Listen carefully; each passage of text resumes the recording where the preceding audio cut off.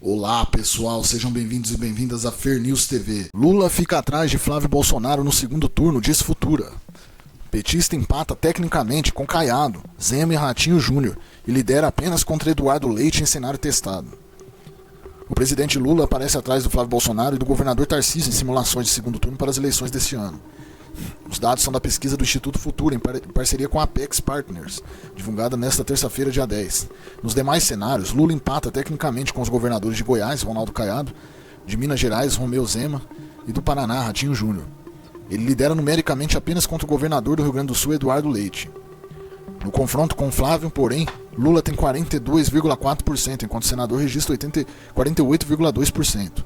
Em relação à pesquisa de janeiro, o petista oscilou positivamente dentro da margem de erro, e Flávio manteve o percentual. Já no embate com Tarcísio, o governador soma 47,4% contra 41% do petista. Na verdade, o Flávio Bolsonaro vem crescendo nas pesquisas, né? E é surpreendente essa porcentagem alta que o Lula ainda tem. Como a gente até já comentou em outros vídeos aqui, isso se dá muito tanto pela margem grande de gente que ainda vota nele, né? Que acredite ou não, ainda tem uma margem grande. Não sei se tudo isso que é dito nessas pesquisas, mas tem essa margem grande. E também pelas pesquisas, né? Que todas elas parece que tendem a aumentar muito mais a porcentagem do Lula. Porque é interessante que eles nunca destacam. Eu sei que eles devem fazer isso na pesquisa também, mas nunca destacam também uma coisa que é muito importante para uma eleição, que é a rejeição, na qual a do Lula é altíssima, né? Que inclusive a do próprio Bolsonaro mesmo, infelizmente também era alta, se você for analisar, por conta de toda a propaganda também que foi feita contra ele nos anos que ele era presidente. Mas ele também tinha uma rejeição grande. São os dois que mais têm rejeição.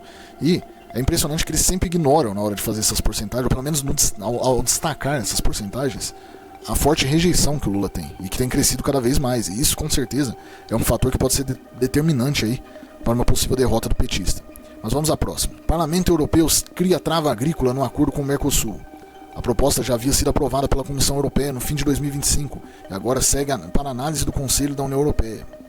O Parlamento Europeu aprovou nesta terça-feira, dia 10, medidas de proteção a produtores rurais no acordo comercial com o Mercosul. As regras permitem suspender temporariamente benefícios tarifários a produtos agrícolas sul-americanos se o aumento das importações causar prejuízo ao setor europeu. A proposta já havia sido aprovada pela Comissão Europeia no fim de 2025 e agora segue para análise do Conselho da União Europeia. As salvaguardas só entram em vigor quando o acordo União Europeia-Mercosul passar a valer. Aqui a gente até já fez um vídeo explicando toda essa situação, que eles tiraram essa conquista do Bolsonaro, né, que Bolsonaro ia aprovar esse acordo. A imprensa, a mídia, todo mundo se juntou na época e começou a misturar as coisas, falar de coisa da Amazônia e tudo mais, e começar a criar uma propaganda anti-Bolsonaro que acabou não sendo aprovado na época, esse acordo. Agora com o Lula, né, ele tendo inclusive muitos amiguinhos lá na Europa, conseguiu aprovar, mas está enfrentando muito do entrave que ia ter naquela época, que é a questão dos produtores agrícolas da Europa. E passando justamente pelo Parlamento Europeu, que já colocou aí essa medida aí, que se começar a causar muito prejuízo ao setor agrícola europeu, que a medida pode ser suspendida temporariamente. Em relação ao tratado, ele foi assinado no dia 17 de janeiro, mas ainda depende da ratificação do Parlamento Europeu e dos congressos nacionais nos países do Mercosul. Então é isso aí, vamos aguardar as cenas dos próximos capítulos em relação a esse assunto. Próximo. PL aciona STF contra o orçamento paralelo de Lula. O partido questiona 89,9 bilhões em gasto fora do teto de meta fiscal. O PL acionou o STF contra a gestão fiscal do governo do PT, alegando a existência de um orçamento paralelo, que aumentaria despesas fora do teto da meta fiscal. Protocolada na semana passada, a ADPF questiona atos que, segundo a legenda, desorganizam as contas públicas, elevam a dívida e comprometem a integridade do orçamento. O partido pediu para que a Corte reconheça o estado de coisa institucional na gestão fiscal petista, devido a um padrão reiterado de déficit e à trajetória ascendente da dívida.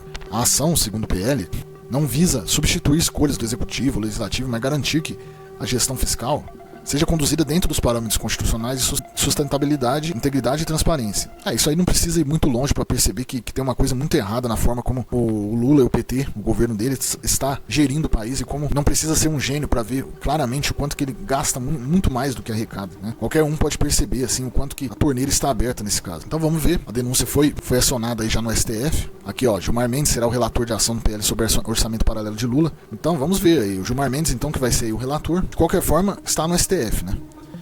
Se o STF vai investigar ou não, aí já é uma outra história. Se vai levar da mesma forma que se analisavam casos de outros lados, né, que eram levados ao STF. Se o STF vai analisar da mesma forma como analisou outros casos, aí já é uma outra história, né? Mas veremos. Mas eu pergunto, qual a sua opinião sobre os assuntos tratados aqui? Deixe nos comentários abaixo, pois é muito importante saber sua opinião, diferente do governo, não é mesmo? Também, se gostou, deixe seu like, se inscreva se não for inscrito, compartilhe o vídeo com familiares e amigos. Por hora é só, em breve voltaremos com essas e outras informações. Desejo a todos um bom dia, boa tarde, boa noite, um forte abraço a todos e até mais.